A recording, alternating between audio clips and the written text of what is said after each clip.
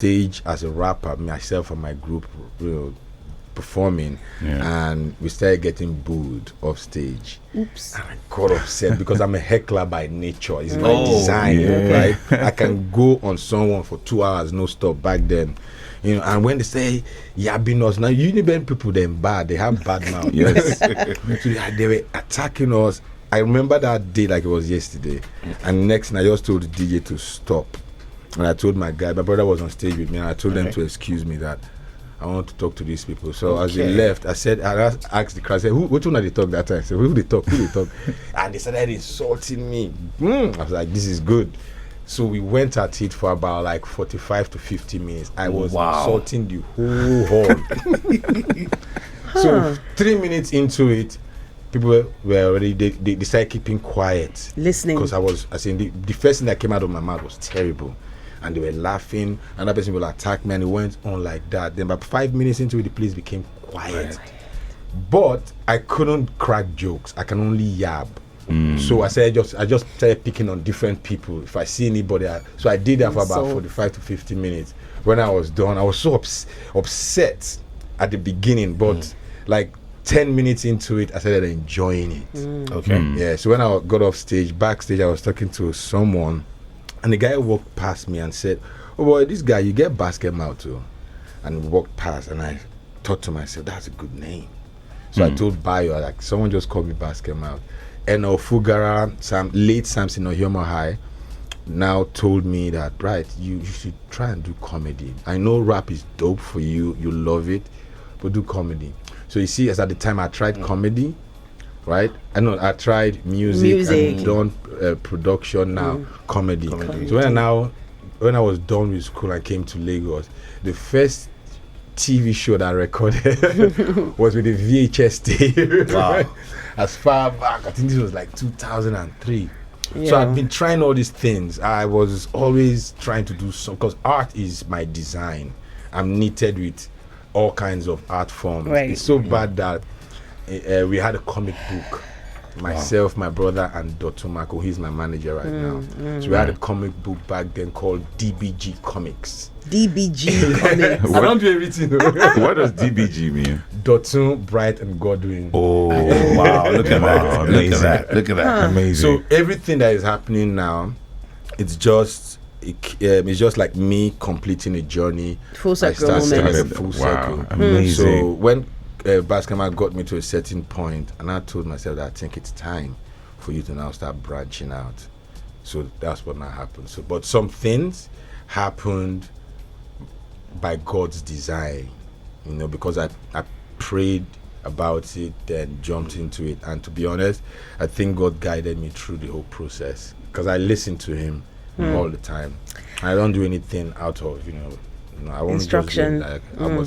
I was hear His voice before I do it. Alrighty. It's your number one lifestyle station, City 1051. We've got Basket Mouth in the building. Yes. And we're just having a conversation. It is so cool to hear, where you're coming from. And if you'd like to have a reflection, because I know you always, think about, where you're coming from, where you are, and where you want to be. Because this is not all of you yet, is it? No. There's still more, more. I know it's a proud moment for you, but I know a lot of people don't just celebrate their wins enough. Yeah, I know, right? But what's the question now? So I'm asking now, like looking back now, how far you've come, how do you feel? To be honest, I feel good. I'm blessed. And I'm humbled about it, because last week I was hanging out with some of my boys, and I told one of them, because most of my friends, I've known them for my manager, Dr. Marco, I've known him for about is it 30 years now? Yeah, 33 years. All my friends are all from my past. So no new friends now? Few. Okay, go on. Is it intentional? Go on. Yes, intentional. Okay. So even my lawyer I've known for about 30 years. Everybody from because they know me. They know the inside. They know everything. They know my design. I'm comfortable sharing, because I'm always coming up with ideas. I'd be like, sometimes it drives me nuts. So I need to have people that I'm safe with, people that are not jealous by what I'm creating, people that will help me create it based on genuine love, not for any kind of interest. Do you get me? So that's how it is for me. So we're having a conversation, and I told them, "Oh boy, it's weird, but not like it's weird. It's amazing how things are, and for now, and I think we should show more gratitude." Because I now reminded Dotun how it all started as part my journey and his. There was a time I used to play drums. You know this. When you go to a hotel and you see all those bands that play yeah. I used to do that. I used to be the drummer, and I did all that. And Dotun knew about it. That was how I paid myself through. I trained myself through school. You know, I told my dad that no worry about me, worry about the other ones. What I have, I'll use it to hunt. You know, so I played drums for churches, for bands. You know, and it just started from that point. And looking back to where it started and where it is right now, and sometimes I'll tell Dotun, let's do this, and we jump into the project, and in like 1-2 weeks, it's alive. Yes, but back then we didn't have the resources and all that. I said, man, more thank God, no matter how bad things might appear to be. Right. So yes, I am humbled by everything. I'm blessed. I'm blessed. God do him. Yeah. And he has shown me that he's still gonna do more because of, like, for instance, now I'll give you an example. 4 years ago, I said, like, I was having a go. I have my general meetings in my head. So I heard a voice tell me that start creating content, move from comedy for now, and just jump into content. Okay. That was how I created Papa Benji, Ghana Jollof. Beautiful. That was a fantastic. Yeah. All that, the I'm still Bright waiting Side for of the next Life. season for Ghana Jollof. We are hoping it gets the green light we're hustling for. So I started creating these things. And when I did my show in London, my last show before the pandemic, on stage, something just said, right before I got on stage, something just told me, it's best to just announce that you won't be doing a tour. You won't be taking a break from comedy for like a year or two. And I just said, my manager was like, why did you say that? I said, I don't know, but I think I'm not going to be doing stand-up for a while. And a month later, there was a lockdown. But the luck I have, I won't call it luck, the blessings that came to me as at the time, but that I had created Papa Benji and all these things, including Yabas, before the lockdown. Wow. So I was already armed. So you see all these little things. Wow. So and and perfect for the season. Perfect for the season. And the next thing I just heard, okay, it's time for you to do your show. And in last year, November, I started writing the materials. And I was struggling with the material because I wanted to be honest with my material.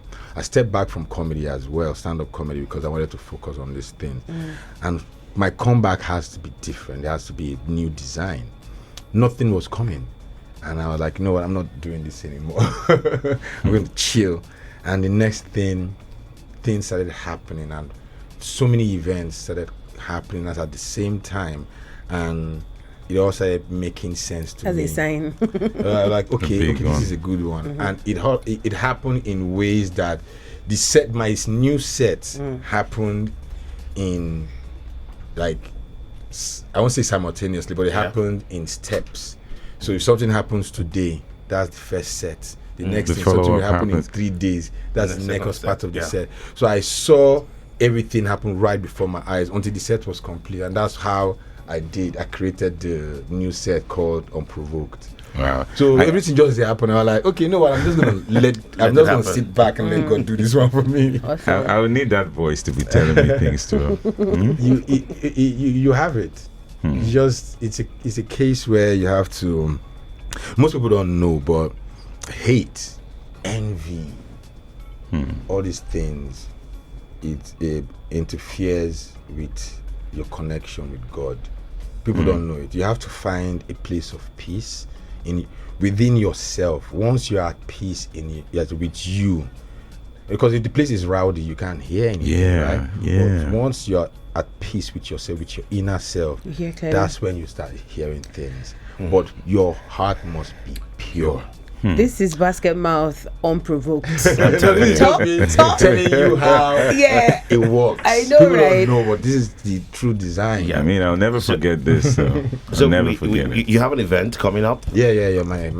Tell us about it. Oh yeah. So Unprovoked is my first set after about 4 to 5 years, and They can shy latte one. what's that? Clapping for you. Thank you. So I'm excited about this one because it's my best set yet. Right? I felt like for a long time, because I wasn't really true to what I was doing. To be honest, I didn't like what I was doing, so I got bored of stand-up comedy. Wow. People didn't notice. I just, but I struggled through it. I got tired. I was like, no, Brian, don't force it. Just back out. And I came back. So I was doing the set, my shows abroad, because it was a market that I needed to build. So what I Okay. was doing was, You're going abroad like I was Selling out. You Selling abandoned out. us. I watched your I needed to documentary. build, thank you. I hope you liked it. I love it. Yeah. So it was a new market, and what we did was, I won't say cheating, I would say planning. So I was going to London with the set of the previous year blended with the year itself. So I was 2 or 3 years ahead of London. So even when I got burnt out in Nigeria, I had about like 3 more years to run it in London. Over there. You get. So I did that, but while I was doing that, I actually stopped writing. But I would just be writing some, small stuff. But this time around, last year, I told myself that you're going to come back to doing proper stand-up comedy. You're going to do it the way you used to do it, from the days of Night with 1,000 Laughs. Those days. You have to go and tap into that self of yours from the past, that fire that was burning, right? Oh, well, yeah. So I had to connect with that and blended it with the new design. Some people will say that, Basket Mouth is now more of a storyteller, Yeah. more cerebral and all that. So I was like, you know what? Why not just blend this whole thing? Tell your story, but with that fire from 2005 and the mind of today, and just blend everything. And that's how I designed Unprovoked. And I told you the whole process.